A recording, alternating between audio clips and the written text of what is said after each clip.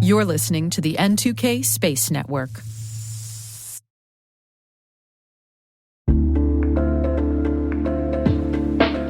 And now, a word from our sponsor, SpyCloud, the cybercrime analytics leader. SpyCloud disrupts cybercrime by telling you what criminals know about your business and your customers, so you can take action to prevent ransomware, session hijacking, account takeover, and online fraud. SpyCloud constantly recaptures and analyzes new data from the criminal underground, including credentials, session cookies, and PII siphoned from malware-infected devices. With knowledge of the specific exposed data criminals have in hand from InfoStealer malware on managed and unmanaged devices, security teams can respond with a more efficient and effective process called post-infection remediation that fits seamlessly into existing incident response frameworks. Get SpyCloud's post-infection remediation guide outlining the 7 steps for preventing a malware infection from becoming a full-blown ransomware incident. Visit spycloud.com/cyberwire. That's spycloud.com/cyberwire. And we thank SpyCloud for sponsoring our show.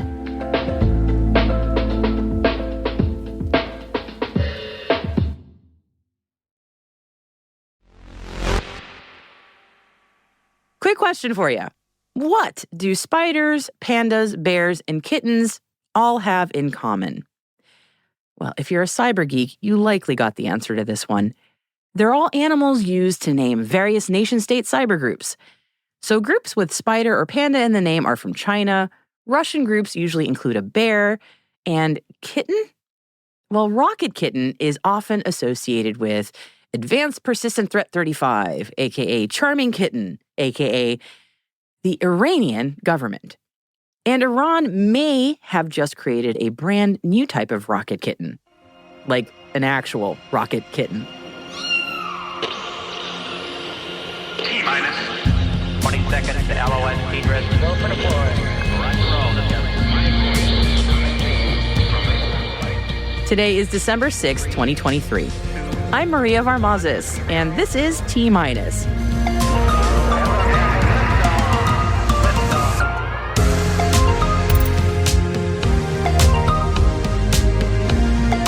Iran claims it has sent animals to space. DARPA picks its 14 faves to study what's possible in lunar services. SpaceX adds a key demo for NASA to its next Starship flight test plan. And we have the latest updates from the Earth observation market and a look at the year that was, with our guest Aravind Ravichandran in our monthly overview segment.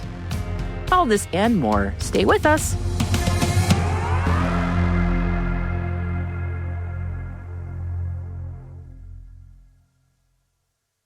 Here's what we have for our intel briefing for today. And we're starting off our show with a story that has folks mewing across space exploration and international relations.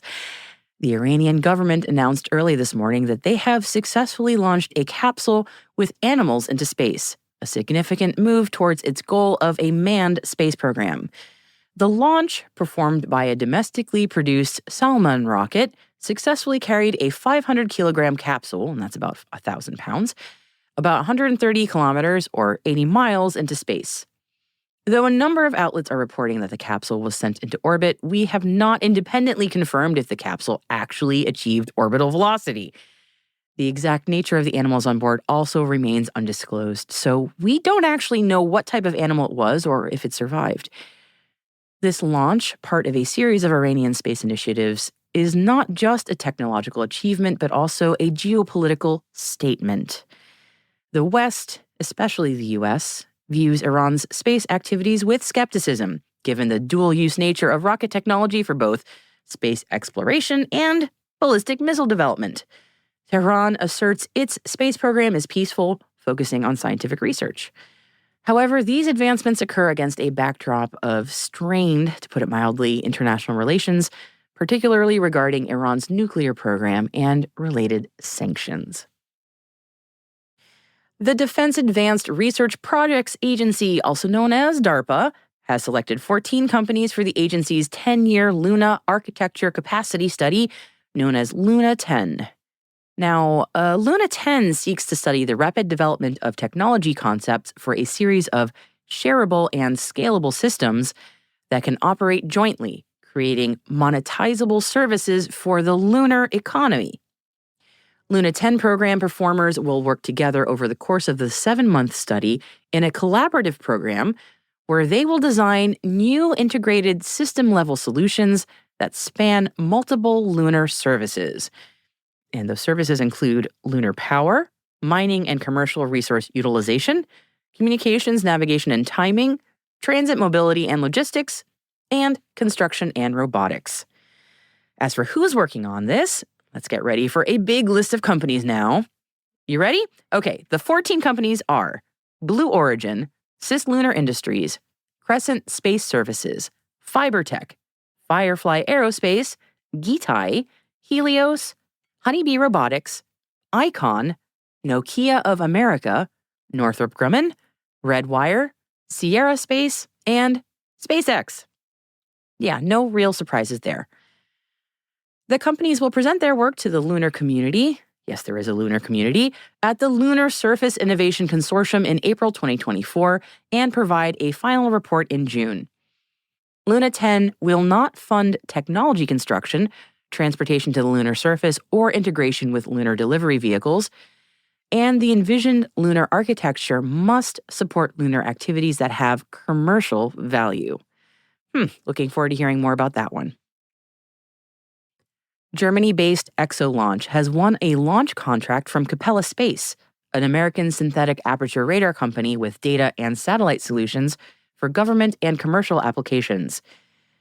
The award is for Capella Space's Acadia 5 satellite, which will be launched to a sun-synchronous orbit on SpaceX's Transporter 11 mission. Now, this collaboration marks the first launch contract between ExoLaunch USA and Capella Space. In our show yesterday, we mentioned that SpaceX is planning a third test of Starship as soon as possible, and it seems that the company could attempt a key demo for NASA during the third test flight, and that's according to the federal agency. The next Starship flight is expected to include, quote, a propellant transfer demonstration. The demonstration falls under a NASA tipping point contract that the agency awarded to SpaceX in 2020 for $53.2 million. And the concept is like aerial refueling an aircraft used to extend flight range. And under the NASA contract, SpaceX's first demo will involve transferring 10 metric tons of liquid oxygen between tanks within the Starship rocket. Starship will not be required to rendezvous with another rocket for this first demo, but it would require that the rocket reach orbit. All in all, that is a pretty big ask for test number 3. Rogue Space Systems is celebrating the successful launch, deployment, and commencement of operations for its first satellite, Barry 1. The satellite achieved stable communications and control since its launch on November the 11th, entering the launch and early orbit phase, which will proceed into December. Rogue is preparing for payload testing, including the Rogue Scalable Compute Platform and the EVO Quantum Drives, potentially the first commercially viable pure electric propulsion technology. And you might remember that we spoke to EVO's CEO Richard Mansell on our November 30th episode of T-Minus, and soon we'll be speaking to Rogue's CEO Jeremy Grimmett on the show. So keep an ear out for that great conversation. Space software and optical networking communications company Illyria has been awarded a development contract with the European Space Agency, supported by the UK Space Agency, to help unlock 5G, 6G, yep, 6G, we're going there, terrestrial and non-terrestrial network capabilities. The project aims to develop a first-of-its-kind O-RAN compliant orchestration system that can stitch together disparate connectivity assets to form highly heterogeneous networks that span land, sea, air, and space to deliver new NTN connectivity features based on emerging 5G Advanced and 6G standards. Representing the significance of the collaboration and a commitment to 5G, TN, or NTN services, Illyria has also established a European entity of its business with headquarters in London. Illyria UK will serve as a hub for innovation, collaboration, and the development of world-class technologies as the company works to establish Europe as the center of its 5G TN NTN business. And Illyria UK will catalyze competition and sustainability not only in the UK, but through the European continent. And finally, a few notable milestones to share today. The Japan Aerospace Exploration Agency, or JAXA, has announced that it's targeting January 19th, 2024 for the lunar landing of its robotic SLIM, or Smart Lander for Investigating Moon, spacecraft. This will mark the first ever soft lunar landing for a Japanese spacecraft. Fingers crossed for them. And during the recent COP28 event, the UAE Space Agency added the Space Pavilion and presented a space agency's Leaders Summit that included participation from more than 20 international space agencies. The summit brought key actors from global climate policy and space exploration sectors together and consequently sought to address climate programs and initiatives that will expedite the pathway to 1.5C. On December 6, 1998, let's go back in time a little bit, NASA took the first two elements of the International Space Station, Unity and Zarya, online. And today, NASA celebrated that event with a live conversation with crew aboard the microgravity laboratory for the benefit of humanity. And Unity and Zarya were attached by crew members of Space Shuttle Endeavour's STS-88 mission. Through this global endeavor, astronauts have continuously lived and worked aboard the space station for more than 23 years, testing technologies, performing science, developing the skills needed to explore farther from Earth. It has been visited by 273 people from 21 different countries. And more than 3,300 research and educational investigations have been conducted on the International Space Station from 108 countries and areas. Wow.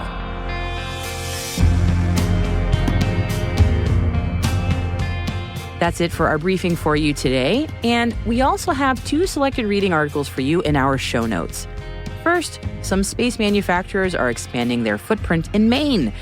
And Astrobiotic has its lunar landing site set on late January. Hey T-Minus crew, if you find this podcast useful, please do us a favor and share a 5-star rating and a short review in your favorite podcast app. This will help other space professionals like you to find the show and join the T-Minus crew. Thank you so much for your support. We really appreciate it.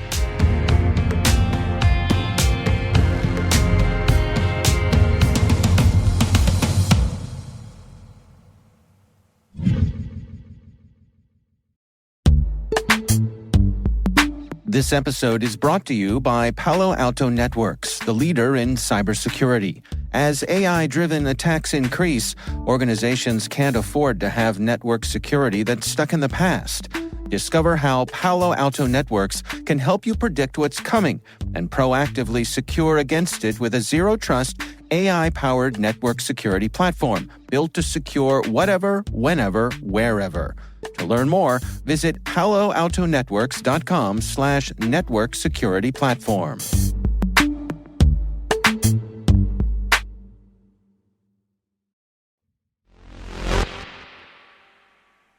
Our guest today is Aravind Ravichandran, returning for our monthly segment on Earth observation.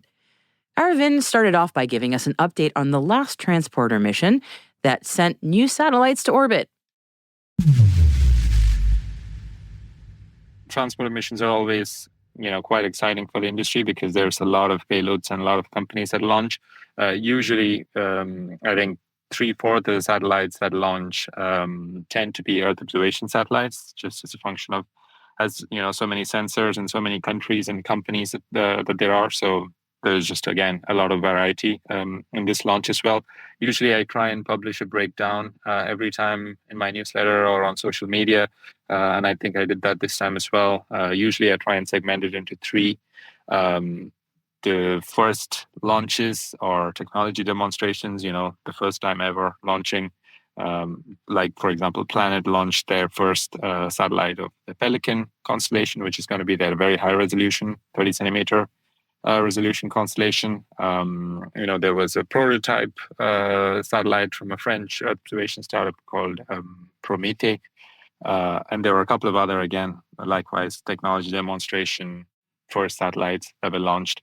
And obviously, usually there's also a second category, which is national missions or sovereign Earth observation missions. So, either first satellite from a country or, a specific satellite that's launching for a specific country. And this time there was a satellite that was launched by Open Cosmos for the state of Andalusia in Spain. And I think there was also the Omani satellite and first satellite for the African country, Djibouti, as well. So the second category, national Earth observation missions. And then the third ones are the ones that are what I call constellation updates. It's basically from companies that we know of. There were a couple of satellites for Umbra. There were a few satellites for ISI. They already have satellites in space, and they're just, either upgrading their technology or just adding on to their constellation. So there was one from Open Cosmos again. There was one from Unseen Labs. There was a few from Spire. And there were about 36 satellites, I think, from Planet who were updating their Dove constellation. So the third category was, again, from names or the usual suspects that we already know of. Yeah. LEO's getting more crowded than ever. More nations and people are getting involved in Earth observation, which is always exciting to see. And we've got some cool technology demonstrations happening. So I guess we'll wait and see what the results of those demos are. Hopefully, fingers crossed, all goes well there. 30 centimeters. Wow, that is incredible resolution, though. I'm sort of mind-boggled the potential for that. Planet is the second company on orbit with 30 centimeter, because Airbus already has Pléiades Neo with 30 centimeter. Maxar is going to go up with their constellation probably sometime next year with their 30 centimeter constellation. So I think that place is also getting crowded, or that small subsegment of the Earth observation market is also getting crowded, the loud players. Yeah, I'm just that resolution. I can't wait to see what that looks like. I mean, that must be absolutely incredible. I'm wondering what the application wouldn't be for 30 centimeters. A lot of different applications, I would imagine. If the price is right, yeah. If not, it's almost like buying a yacht. Yachts are cool, but not everybody has yachts. That's a very fair comparison. Absolutely fair. All right. So end of November, we also talked about what's going on as we're recording this, which is COP28. So NASA is there, which is not a small deal, and they're talking a lot about how people can use their Earth observation data for aiding in climate change-related decisions, and that feels to me like a big story in and of its own. But that's just me. I'm curious what your thoughts are on COP28 has just kicked off, but what's going on with Earth observation at COP28? Sure. I think, obviously Earth observation is going to be more and more central. I've been following COPs for the last 7-8 years.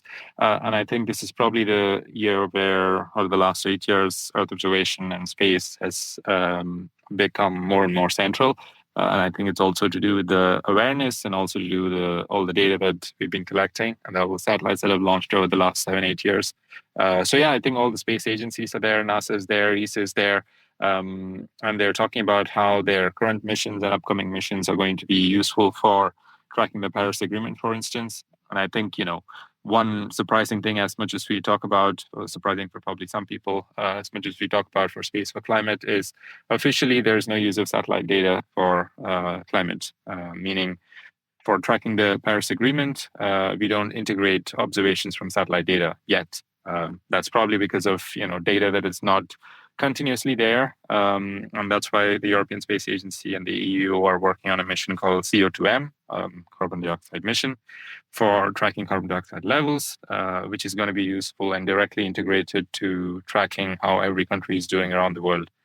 The carbon stocktake is the concept of, nations coming together and kind of, consolidating their carbon emissions and identifying which country is doing well in terms of reducing their emissions, which are not, but doing it on an official basis. For that, obviously, we need objective sources of data. And that's where, again, satellite data comes in because, satellites are objective. They're looking at it also globally, right? So this year, I think there's going to be a lot of conversation from that aspect. So, that's one angle, the carbon stocktake angle. The second one is more related to early warning systems and let's say, climate adaptation on a more high level. The use of satellite data for, providing early warning systems to countries around the world, especially a lot of countries in the global south, which are, seeing the consequences of climate change somewhat also more so than the Western world or the developed world, even though their emissions have been low. So I think there's a lot of conversation around putting together this fund, which will also fund part of the early warning systems. We're not quite sure yet if there are going to be more satellites, but what we can be sure is data from satellites are going to be a big part of those early warning systems that will be set in place for a lot of the countries which don't have those in place even at this moment. So I think that's the second context. But yeah, I think there's probably a third context that is more related to continuous monitoring, like monitoring land use, monitoring deforestation, food security, a lot of central themes, or renewable energy. A lot of these central themes around climate. Earth observation is probably not going to be in the foreground in any of those, but it's probably going to be in the background powering any of those, all of those aspects, whether it's monitoring crop forecasts and looking at droughts, looking at deforestation rates. We all know that obviously satellite data is a big part of that, but then it'll probably not be in the foreground, it'll probably be in the background. Yeah, what's fascinating about what you just said is, to me, often I think there's a discussion about how there's a lack of awareness, perhaps, in how Earth observation data can be helpful. But I didn't realize also that if it's not actually built into policies moving forward in terms of how things are being reported, then it's being left out of that discussion entirely. Well, of course, people don't know that it can be a resource. So it's fascinating. Yeah, that's fascinating to hear that is hopefully changing, or at least it's more part of the conversation. But data availability is, of course, not a small issue. But that's fascinating. Thanks for raising that. I didn't know that. All right, so it is December, and I love to ask the super cliche question of, all right, so we're looking at the year, not a small thing to take stock of, an entire year. But anything, I do have to ask, anything stick out as highlights for you looking back at the year that was? Wow, I think this has been, a long year. I guess everybody would say that at the end of every year, I suppose. But then, just looking at the market and, working in this industry and looking at Earth observation, I don't think there's been a day that I've not said Earth observation as a word. Even during vacation, I think it's somehow, I guess I'm involved in Earth observation, or say the word Earth observation, or think about it. So yeah, I think I've just been looking at the market so much. So what do I pick? I think the first one is the interest and the involvement of companies and governments in launching satellites. That's more for governments. Companies being founded to launch more satellites from a private sector perspective, and the end user side in the awareness of Earth observation. So I think the first trend is really just increased awareness, and whether it's leading to adoption or not is a different question, but at least the awareness has gone up. The number of satellites that are being launched, including the projections for the future, are going up because, every month there's probably a new company that's coming out announcing new constellations, or a new country, a country that's announcing a new program with more satellites. Recently, there was Canada, I think, a few weeks ago, that kind of doubled down on their current satellites. So they will launch satellites, but then it's almost to replace with a better version of the future. So, those announcements keep coming. So I think the first trend is about the, continued increase in Earth observation. The second one is more about the role of Earth observation becoming more and more understood, because a lot of times Earth observation is used to be, data is coming from satellites, but it was not integrated into conversations that we are having. If you're having about food security, if you're having about early warning systems, if you're talking about energy, if you're talking about, financing and insurance and commodity trading, a lot of those aspects, they were all two separate things. Earth observation was here and those sectors were there. And I think the gap is slowly bridging. Have you bridged it completely? I don't think so, but I think we're at least heading in the right direction. You're seeing a lot more adoption, whether it is insurance companies, agriculture companies, mining companies, banks, a lot of them are starting to use Earth observation data. So that's probably a second thing. The third thing is more about, I guess, if you want to go from an upstream point of view and sensors point of view, there's a lot of, I guess, continued development of sensors, whether it is, like we talked about Planet, launching newer, higher resolution satellites, still, optical imagery, multispectral, but then at a, very high resolution. There's new sensors coming in with LiDAR. We saw the announcement of a new LiDAR constellation, or a couple of LiDAR constellations this year, NewView and Airmo. And we also saw a lot more, I guess, demonstrations of edge computing or on-orbit processing. I think we talked about that a couple of months ago. I think they are also happening as well from a hardware point of view. So, the advancements are not just downstream on planet Earth, how we're using, data from satellites, but it's also about, how the progress in the hardware side is going to continue. And I think that's probably a third thing.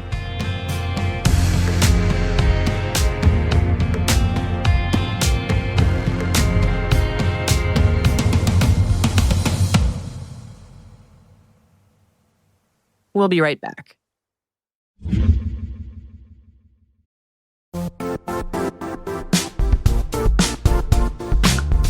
Now, a word from our sponsor, the Johns Hopkins University Information Security Institute, currently seeking qualified applicants for its innovative Master of Science in Security Informatics degree program.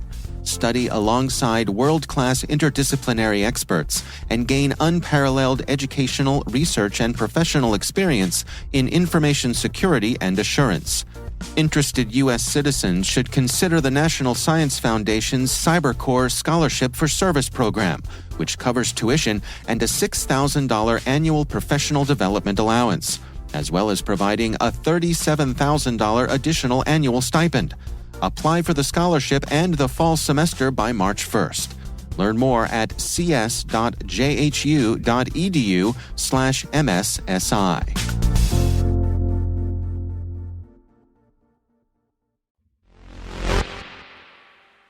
Welcome back. And we have a winning name for the Australian Space Agency's upcoming lunar rover, thanks to everyone around Australia and the world who voted for their favorites.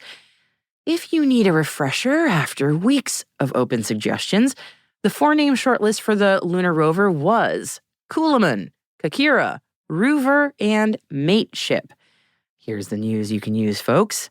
Over 20,000 votes were cast in all, and the winning name is officially, drumroll please,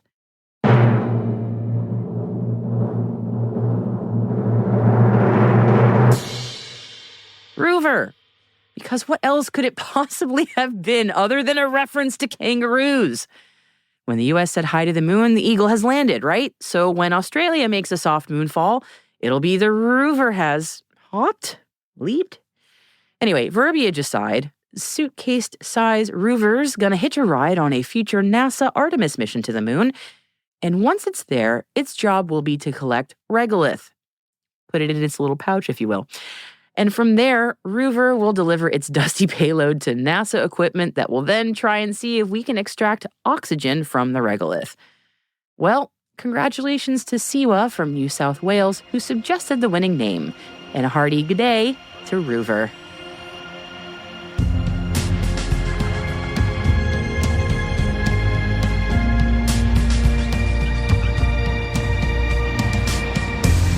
That's it for T- for December 6th, 2023. For additional resources from today's report, check out our show notes at space.n2k.com. We'd love to know what you think of this podcast. You can email us at space@n2k.com or submit the survey in the show notes. Your feedback ensures that we deliver the information that keeps you a step ahead in the rapidly changing space industry. N2K Strategic Workforce Intelligence optimizes the value of your biggest investment, your people. We make you smarter about your team while making your team smarter. This episode was produced by Alice Carruth. Mixing by Elliot Peltzman and Trey Hester, with original music and sound design by Elliot Peltzman. Our executive producer is Jen Iben. Our VP is Brandon Karp. And I'm Maria Varmazis. Thanks so much for listening. We'll see you tomorrow.